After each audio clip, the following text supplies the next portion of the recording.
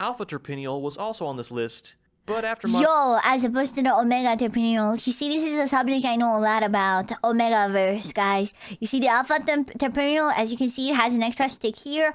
And that's the stick it uses to get the omega terpineol pregnant. Modifying my soda preparation to include heating. Perfectly replicating Coca-Cola. It took me a year. I saw this video and recommended it. It has 6 million views after like 10 days of being posted. And I think this guy might get sued. So we gotta watch it before it gets taken down. Cause isn't a Coca-Cola thing like it's like the Krabby Patties? Where it's a secret formula. And no one's allowed to know it, right? You know, so this could be huge. Hey everyone. Especially if he shows us how it's done. Welcome back to Lab Coats. Did you know Coca-Cola is the world's most popular non-alcoholic beverage? Yeah. That's a little tidbit. Did you know Latin America, especially Mexico, loves Coca-Cola? They're like the biggest consumers of Coca-Cola. Did you know? Picked up as I studied literally every aspect of this drink for almost a year at the cost of my own sanity, but I digress. Point is, Coca-Cola is kind of a big deal. Practically. What? I've never heard of this. Is this an American thing? You see, I'm Romanian, so I don't know about this stuff. What? Coca-Cola. Yeah, I don't know, man. I don't know. I just clueless. Every human being on the planet knows what it is. And yet, despite existing for almost 140 years, only a handful of people actually know what it's made of. As a matter of fact, the Coca-Cola secret formula is one of the most tightly guarded trade secrets to ever exist. Dude, they really think they're Mr. Krabs, don't they? They think they're Mr. Krabs, dude. Come on. Wait, so is this guy Plankton? Is the guy we're watching Plankton then? We're watching Plankton. Plankton did it. Exist, with protective measures so extreme that they're almost laughable. Oh my god, they actually have a cartoonish vault. They have a cartoonish vault just like Mr. Krabs. Seriously, they have a giant steel vault that they show off on guided tours. Does that not sound like something straight out of SpongeBob? And if that wasn't enough, it the does. ingredients are all shipped unlabeled and from entirely different facilities, who are kept almost entirely in the dark about what they're making. So much effort, all for a soft drink that the company half-heartedly promotes with horribly out-of-touch AI commercials. Wouldn't it be funny if somebody managed to steal the secret formula right from under their noses, piece together a chemically identical... You would, man. Just don't get sued, man. Don't get sued, man. Be safe, man. Beverage with the exact same flavor, and then tell absolutely everyone on the internet how to make it themselves? To most sane people, this probably sounds like a fool's errand. After all, many have attempted the quest and invariably came up short. Chat, imagine this. A stream of making Coca-Cola following this recipe. I gotta do this. As long as it's not like crazy chemical compounds that he's using. Guys, I will do this. I will recreate Coca-Cola using this recipe and I'll tell you if it's accurate. Like, I'll buy a cola and I'll follow this recipe. You can't buy the chemicals? You don't know what connections I have. Trust me, I tried all their formulations. None of them tasted like real Coke. So, is this even possible? Well, in theory, yes. One article from 2016 theorized that the recipe could be deciphered with the help of mass spectrometry, although the author basically concluded that only a major group like Pfizer would have the time and resources to actually do so. Guess this was before science YouTubers got serious, because I actually have 2 YouTube friends with 2 different kinds of mass spectrometers, and one even happens to be a college professor. What even is a mass spectrometer? Dude. Professor. Yeah, we're coming for you, Coca-Cola. Oh, but Zach, Coca-Cola uses coca leaves. You can't possibly hope to replicate it without... Have you heard of chemicals? I'm aware that whatever I make won't be absolutely identical down to the trace contaminants. But if I add all the major flavoring agents that are detected in real Coca-Cola, I should get something that tastes like Coke, regardless of if it came from a coca plant. And spoiler alert...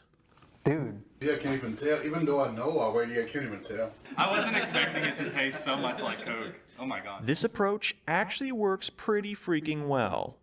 And in regards to legality, well, Coca-Cola hasn't actually patented their recipe. Seriously. Doing so, Wait, that's crazy. Wait, that's so funny. Their laziness and sitting on their backiness will be their downfall. Yo. would require them to expose what they're actually patenting. Oh, dude.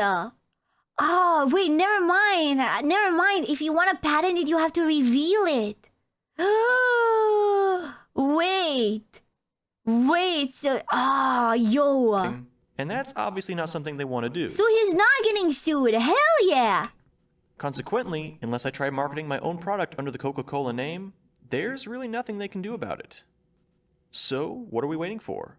Let's get cooking. Lab cola. Now, believe it or not, we already know over 99% of Coca-Cola's makeup. Guys, I have hot take.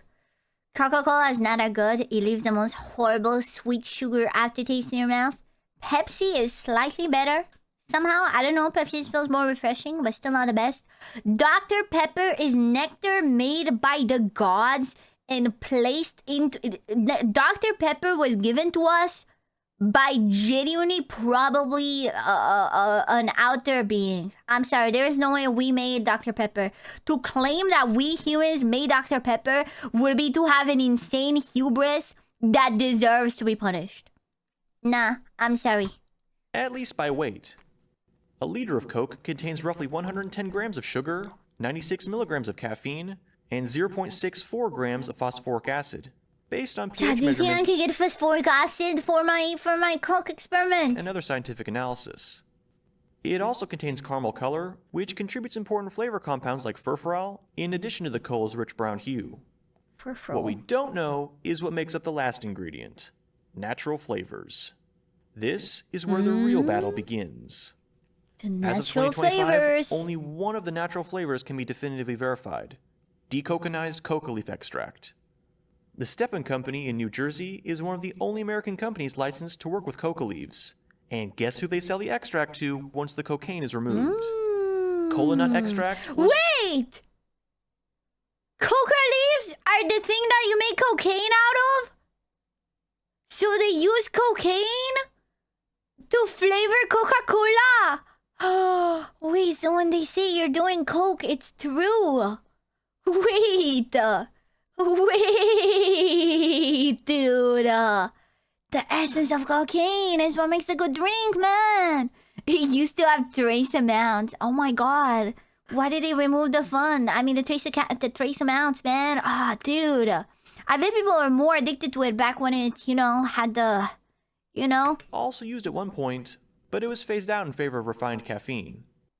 I tried finding my own source of cocaine-free coca extract, but companies like Power Leaves never returned my emails, and the package I bought from this definitely not sketchy Peruvian website got seized at the border. Ooh. So basically I was at square one like every other non-Coca-Cola entity, which meant I had to work up the entire flavor profile from scratch. At first, I thought this might be fairly easy. I mean, several cola recipes are already published, including the original Pemberton Coca-Cola from 1886, so I figured it'd simply be a matter of tweaking these until I got something that fit. Long story short, I was very, very wrong. As a starting point, most recipes call for the following set of flavors: orange, lemon, lime, coriander, nutmeg, cinnamon, vanilla, and neroli. A few other ingredients that get suggested include black pepper, lavender, clove, Black and pepper? kaffir lime leaf. So I bought all these flavors as essential oils from reputable vendors. Aren't the Using essential oils the ones that you don't eat, but the ones that you burn? Am I crazy? I feel like essential oils are the ones that you put on your oil burner and make your house smell. You need extract, don't you? You don't need essential oil, you need extract. Oils in food might sound a bit strange, but rest assured this is fairly standard Okay, so he's saying that it might sound strange, so they're not for this, but you can do it. practice in the food and beverage industry, as it allows for very precise and repeatable combination of flavors. To run my early trials, I would measure precise volumes of each oil using a micropipette, and combine them in a small vial. Once mixed, the required amount of flavor oil would be dissolved in roughly 1 milliliter of food-grade alcohol, which helps it disperse into the soda instead of clumping into droplets. This was an issue I faced when I made root beer from sassafras oil a few years ago, and the ethanol practically eliminates it without throwing off the flavor. Finally, the flavor mixture will be measured Chemistry. and added to a predetermined volume of soda, which was made with the established proportions of acid, caffeine, caramel color, and sugar. Pretty straightforward. Initially, I attempted to use something called an orthogonal array to perform Ooh, my I don't like how those look. I would not drink those. They look analysis. Nighthawk and Light has an excellent video explaining how these work, which I highly recommend you check out. But basically, an orthogonal or Taguchi array is a type of mathematical table that allows you to find meaningful correlations with the I get it. You know, like you have you have them, and then you see which one crosses the most to give you like the most accurate thing. You know. relatively small number of trials. In my case, I was hoping to determine which flavors contributed the most to the flavor of cola. Unfortunately, the human mouth perceives flavor mixtures in really complicated ways, so my results were highly inconclusive, and often disgusting. That said, I did actually learn a lot by doing this. In terms of flavors, nutmeg, cinnamon, and coriander seem to contribute the most to the iconic cola flavor, but not without a strong citrus base composed of lemon and lime. At the same time, flavors like neroli and lavender just didn't seem to work in the modern profile. I don't think They added a strong lavender. floral note that isn't found in today's Coke, and also made it taste like artificial sweeteners were being used. And despite showing up in most recipes, orange didn't really seem to fit either, at least not in the large amounts that are usually suggested. 1 to 2% ended up being the sweet spot, and while modestly important to the flavor, higher amounts would begin to throw off the citrus notes. Of the other flavors I tested, Kaffir lime leaf was by far the most out of place, since Kaffir it basically lime tasted leaf? like citronella. Clove was similarly overbearing and noticeably different from the spices found in Coke, while black pepper and vanilla contrastingly seemed to do very little. I mean, if I really boosted the vanilla, it was detectable and the perceived sweetness would go up, but black pepper mostly just seemed to accentuate the more earthy flavors already found in nutmeg.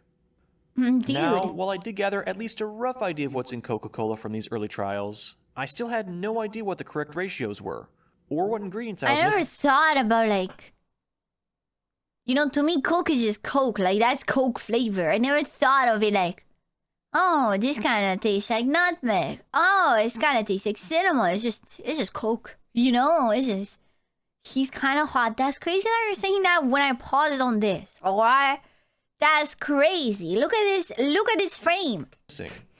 So to find out, I cracked out my secret weapons: scientific papers and chemical analysis. In terms of analysis, Vince from Neptunium and Ben from Mass Spec Everything agreed to analyze Coca-Cola, my ingredients, and a few similar sodas like Pepsi using their mass spectrometers. These machines essentially take a tiny sample of whatever you want, split it into chemical fractions using either a liquid or gas chromatography column, and then analyze each fraction by ionizing and firing its components through a magnetic field. Of course. Much like a prism splitting up light, the magnetic field splits up ions based on their mass, Of course. giving a sort of fingerprint that can be used to identify what chemical was ionized. That's the explanation, I see. and this is the exact chemical makeup of Coca-Cola. Let's dissect its secrets, shall we? The dominant peak we found was something called alpha-terpineol, which mostly arises from the acid-catalyzed hydrolysis of limonene and pinene, and it hints that citrus oils do in fact The acid lamatophrise. Of course. make up a large portion of Coke's flavor. The next major peak is actually the remaining limonene, Limonene. I knew it. I knew it was gonna be limonene. Like, do you guys not know it was gonna be limonene? Wow. Wow. Are you paying attention? Yeah, the limonene. Of course. Of course. followed by Next is the 4-terpineol. Where did he say it so fast? I was in the middle of saying it was the 4-terpineol. I was in the middle of saying it, dude. It said the 4-terpineol. terpineol and fenchel. Fenchel, of course. And the fentanyl saponine, next. and carine were also detected, indicating the presence of cinnamon and nutmeg. And finally, we found eucalyptol, borneol, furfural from the caramel color, and ethyl levolinate. Levolinic acid and its esters form when sugars like fructose are heated under acidic course. conditions, which suggests that Coca-Cola undergoes heating at some point during its production. Oh. Now, this is all well and good, but unfortunately, we couldn't pin down the exact concentration of each component using this data. You see, a mass spectrometer's output is given as a plot of relative intensity, not concentration.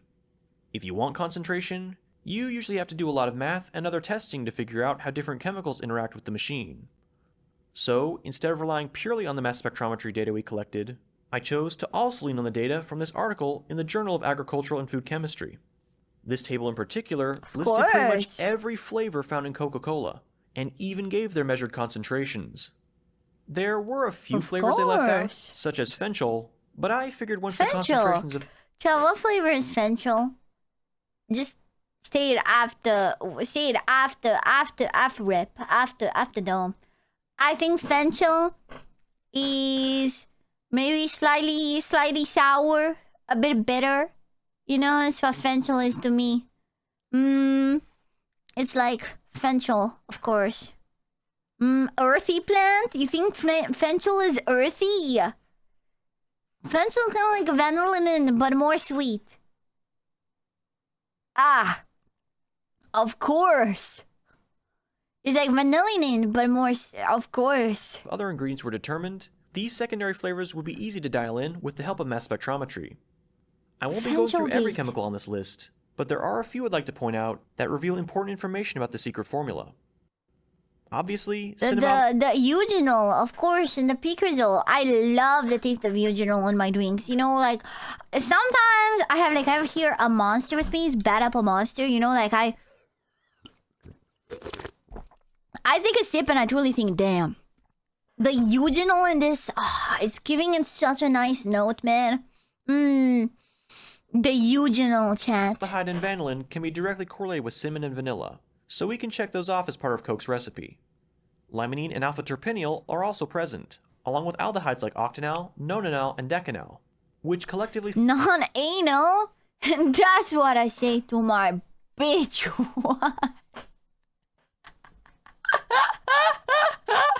The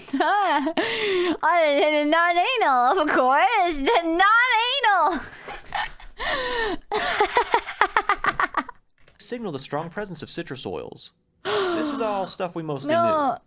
knew. Things get Octanol. interesting though with linalool and the Decano! Oh god, bro. Dude, I love the taste of the decanol in my... various forms of eugenol. Eugenol and its Linalool. esters make up 80 to 90% of clove oil, which is one of the suggested ingredients that people reference from time to time. However, the concentrations found in Coke are only enough to account for the traces contributed by nutmeg and cinnamon oils, which are much more definitive ingredients. And since clove oil threw off the flavor in my early tests, I think it's fairly safe to rule it out as a potential flavor. Sticking with ingredients we already discussed, linalool also rules out a few potential flavors. To explain how, though, we need to talk about enantiomers. Basically, for a molecule like linalool, two mirrored versions exist, R and S. You can flip them around all you want, but no orientation will make them. Chat, I truly feel like I'm learning a lot. Let's go, linalool and S linalool. Let's go. Oh, I can't. I'm the S linalool, of course. I'm the them identical. the S one, of course. Interestingly, the R enantiomer of linalool makes up the majority of both lavender and neroli oils, while the S enantiomer makes up the majority of coriander oil. Of course. And, according to the study, Coca-Cola contains mostly S-linalool, with the amount of R-linalool only being enough to cover what would come from the citrus oils. Oh. Some might argue that chemicals like neral and nerol signify the presence of neroli, but this simply isn't the case. These compounds are found in citrus oils just like linalool, meaning we can pretty-definitively say neroli and lavender are not ingredients in Coke. The last chemical I'm going to bring up is acetic acid. Oh. To me, this one was kind of a shock, especially with it being the third most prominent flavor by mass. My first thought was that it was simply arising from the acid-catalyzed breakdown of acetate esters in the cola.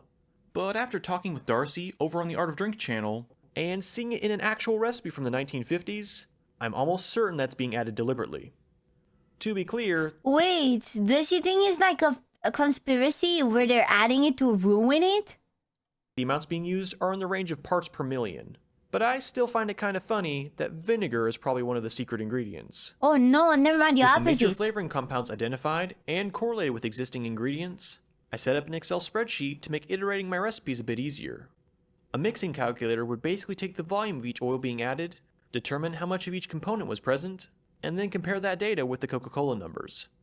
Once everything was matching, I would take the recipe, log it on a separate tab with notes about the soda it made, and finally rank how close it was to real Coke. So cool and so smart, but God, do I not have the bandwidth to give a proper reaction because there's nothing I can add. Normally I have some prior knowledge on the subjects I react to. I'm like, yes, I know about this, blah blah blah blah blah.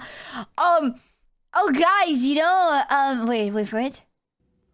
Unfortunately, No! Did he do it on purpose? He cut off the screen right before it showed F67. That's what I was gonna add to this. It was all I could add and he took it from me. while most of the flavor compounds could be easily connected to at least one of the essential oils, there were a few that just weren't showing up on the mass spectrum. Specifically, fenchol and 4-terpineol. The fenchel's back. Originally, alpha-terpineol was also on this list, but after much... Yo, as opposed to the omega-terpineol. You see, this is a subject I know a lot about. Omega-verse, guys. You see, the alpha-terpineol, as you can see, it has an extra stick here. And that's the stick it uses to get the omega-terpineol pregnant. Modifying my soda preparation to include heating, there was more than enough of it to go around. For the fenchol, I simply resorted to buying the raw chemical. But for 4-terpineol, I started down a completely new rabbit hole. You see, the taste of Coca-Cola can be divided into a few main groups. The two we've tackled so far, and the two most people stop at, are citrus and brown spices, along with less pronounced subgroups like caramel and vanilla. What most people tend to overlook are the more green, fresh flavors that seem to come from the coca leaf. Yeah, I've never felt like Coca-Cola is herbal, honestly. I never even had a hint that it could be. Just like in Dispatch, you know, when you send someone. Without these flavors, you tend to end up with a more spice-centered drink like Pepsi.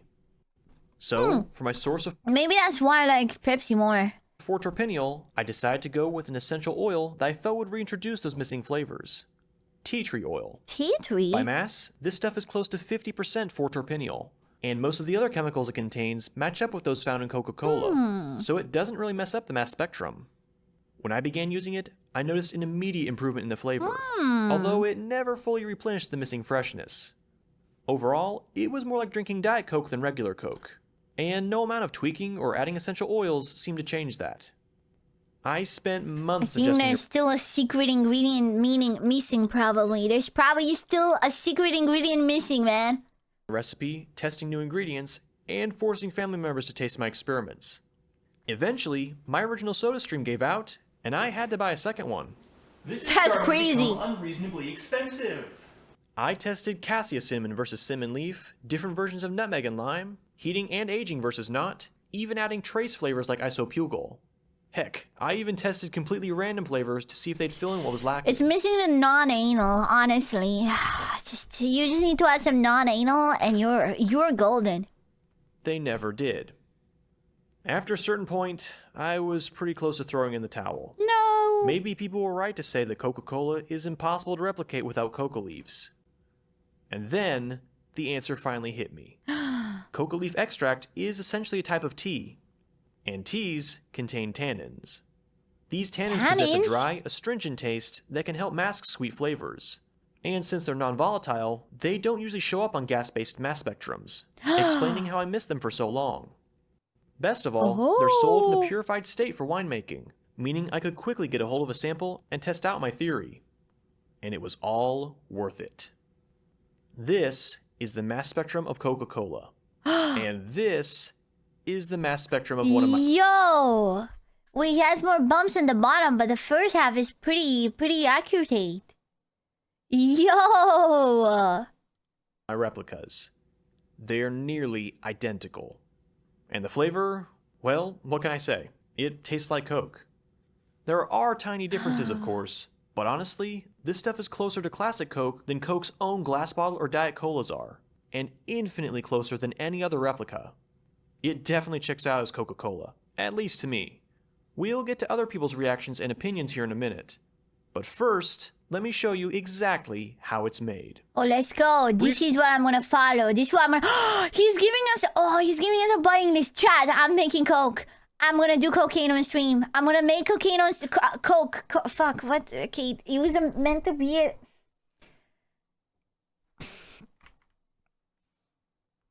It was meant to be a cocaine joke, yes. But I wasn't meant to just say it like that. I was meant to go to play with the entendre of I'm gonna make Coke on stream. I'm gonna do Coke on stream as in Coca-Cola. But I just went out and said cocaine, man.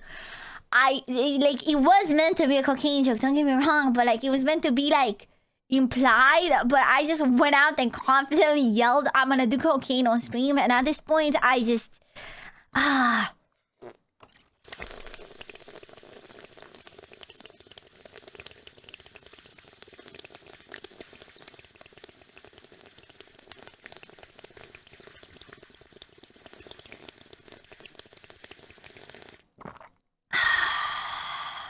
¿Qué pasa, mi gente de Latinoamérica?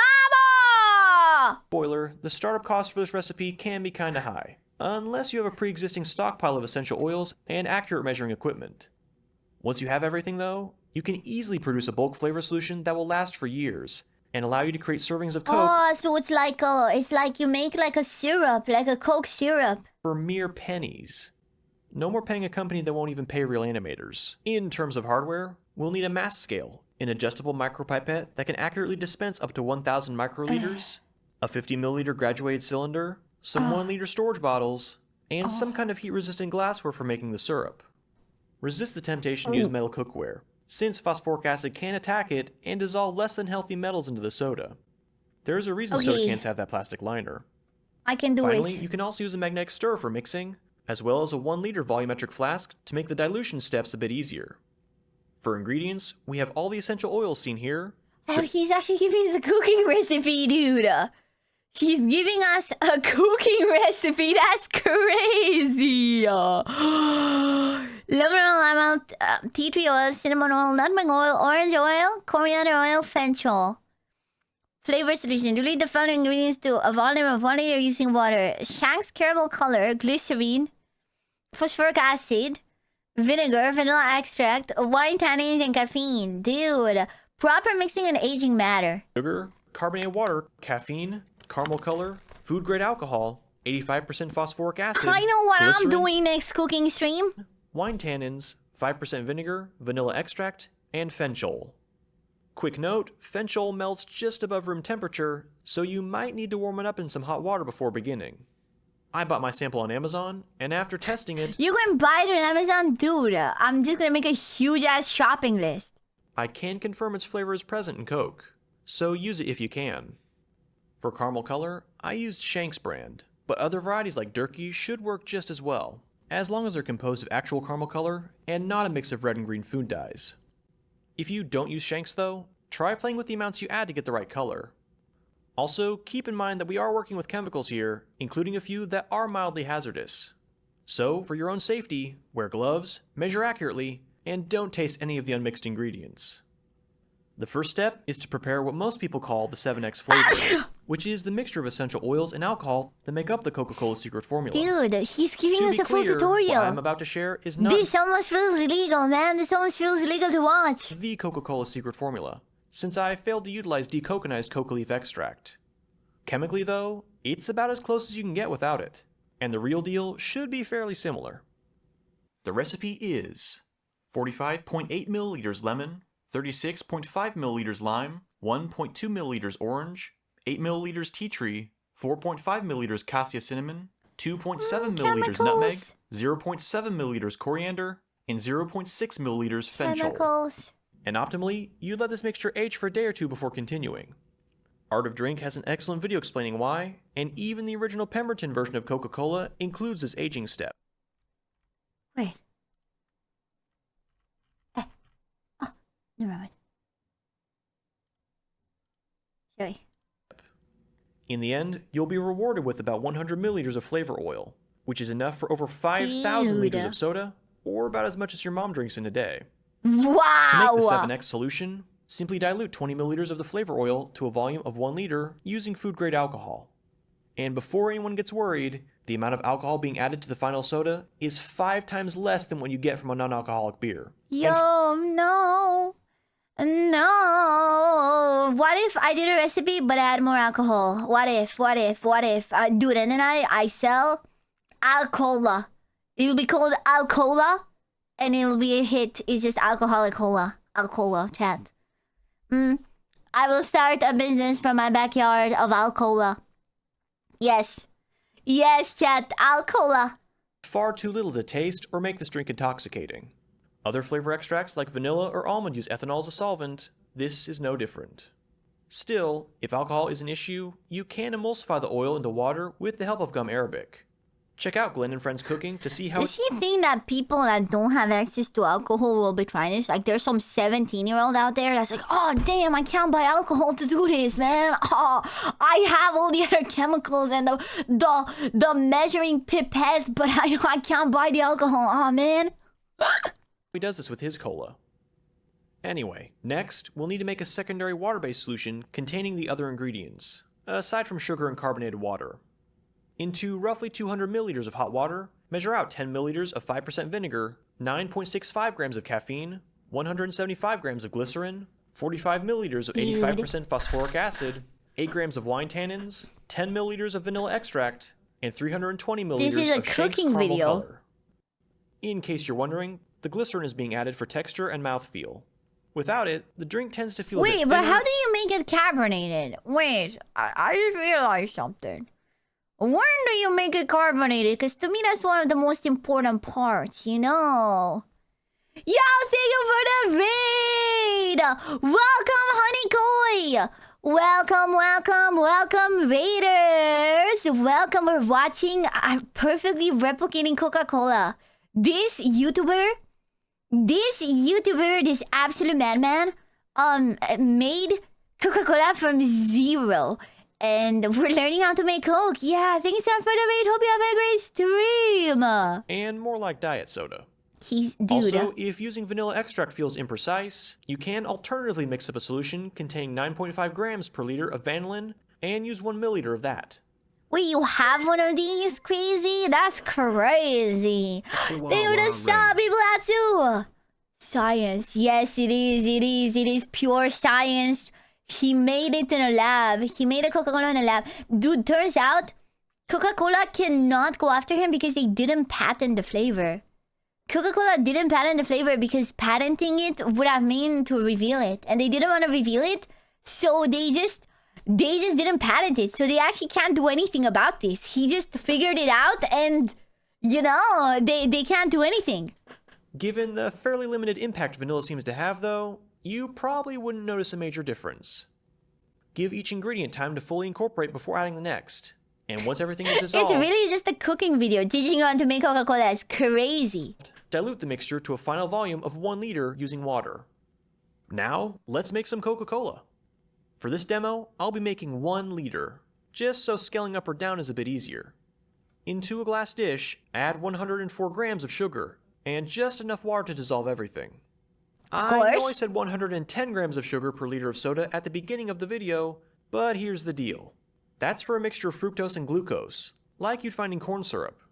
If we add 110 grams of sucrose or cane sugar, the phosphoric acid will cause it to react with the water Of course. and form nearly 160. Of course, I knew that. Of course you will. We all know this. We all knew this. Okay, guys. Now they can patent it. The thing is, he didn't do it exactly how they do. Apparently, what Coca-Cola does, they use extract from coca leaves, which is literally cocaine leaves, but without the cocaine. But obviously, he doesn't have access to that. So what he did is that he went to the chemical level and analyzed what flavor agent chemicals the coca leaves have. And then he got essential oils to replicate that test. Okay, which is so funny. Okay, so he didn't even use the exact same recipe, man.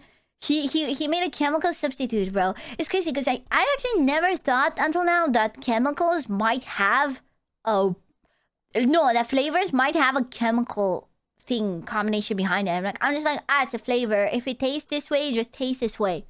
I never thought that the flavors all have non-anal and stuff like that in them. Fentanyl, whatever. How is that one? Fentanyl? 16 grams of those simpler sugars. That would throw off the sweetness of the drink, so we use Fentanyl. less sugar to compensate. Anyway, next we add our flavor solutions to the syrup. 10 milliliters of the water-based solution, and 1 milliliter of the alcohol-based 7X solution. You might need a few extra drops of the 7X solution, it really depends on your taste. As soon as everything is combined, microwave or otherwise heat the mixture until nearly boiling. And It's a microwave recipe, guys. Guys, this is a microwave-friendly recipe. You don't get it. to prevent the more volatile flavors from escaping. Heating like this helps the phosphoric acid break down compounds like limonene and citral. And it also accelerates that sugar hydrolysis reaction we just talked about. Of course. So it's a fairly crucial step. Yeah, of course. Once fully cooled, dilute the syrup to a volume of 1 liter with cold carbonated water. This can either be bought or made yourself using that's the how you make it carbonated. You add the carbonated water. stream. Just don't attempt to carbonate the fully mixed soda on the machine. Yeah, I was thinking that carbonating the thing with the flavor after would not be nice. It tends to produce a lot of foam, which can lead to bacterial growth if you're not careful. And this is our finished Coca-Cola. You can drink it directly, but if you want the most accurate version of the final flavor, allow the soda to rest for a day or so in the fridge. Yeah, that makes sense. And again, while the flavor is as close as I could get to Coke after a year of trying, and certainly closer than any other clone I've tasted, there is still room for perfection. So if you have the ingredients, feel free to experiment. And for future if you happen to have Coca leaves, just, feel free to experiment. Yes, a whole year of testing. It took him a year. reference, I'll have the most up-to-date version of the recipe in the video description. Of course, I could go on and on about how I think my cola tastes. But what do other people think? Is this a convincing replica? This is a or real just test? another Pemberton knockoff? Well, I set up several blind and non-blind taste tests, and people actually had trouble telling it apart from real Coke. This is regular Coke. See, I can't even tell. Even though I know already, I can't even tell. 9.5 out of 10. 9.5 out of 10. That's pretty good. That tastes pretty close. Like, I may not be able to tell if these are side by side with the original taste. You know, that is definitely, Coke, or a Coke product. If you said it was vanilla Coke or something like that. One of the Cokes, yeah. That's definitely Coke. I think this is more similar to this bottle than this is to that bottle, which is crazy to think about now that I said that out loud. Yeah, that's a Coke product. I wasn't expecting it to taste so much like Coke. Oh my god. Dude. Oh my god, wait. Imagine what this means for the rip-off market. You're right. There are so many rip-off colas, like Freeway, man. Dude, I should buy some Freeway. They have Freeway Cola at Lidl, and I never buy it because I'm not really a cola fan. But now I want to buy it just to see how it tastes. Because, look, probably the people at Freeway did something similar to this. Like, the Freeway people probably had to do something similar to this. Coke. Yeah, that's good. I mean, like, if you sold this on the shelves, I'd buy it. Regular Coke drinkers were better picking mine out from the mix, but the general consensus was that Lab Cola could be mistaken for Coke, and not other colas like Pepsi. When tasted on its own, without Coca-Cola as a direct reference, people overwhelmingly thought it was the real deal, unlike the Pemberton recipe, Open Cola, and other clones I had them try. Yeah, that's not Coke. Oh. Open Cola. No, that's not Coke. No, that's not even, it's a cola, but, that's not Coke. That is just straight flour. It's very cinnamony to me.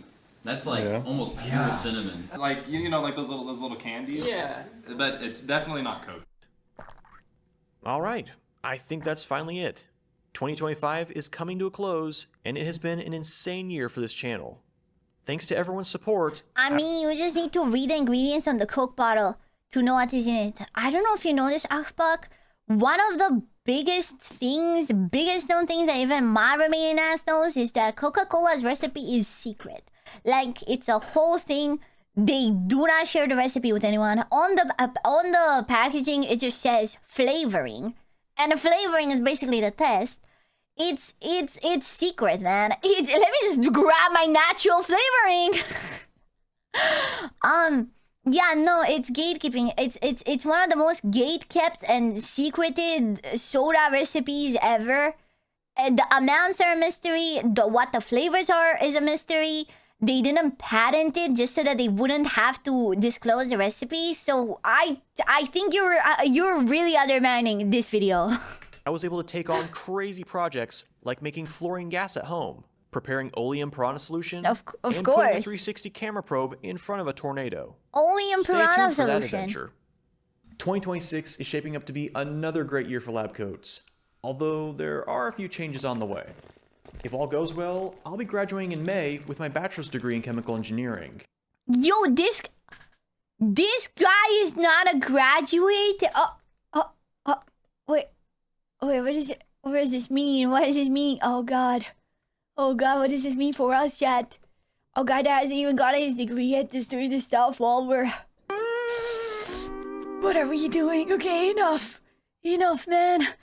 GG. Damn, 6 million people watched this in the last 10 days. That's crazy. Well, epic. Should I make my own Coke, chat? Should I make my own Coke? Ah! Sorry, I'm stretching. Ah!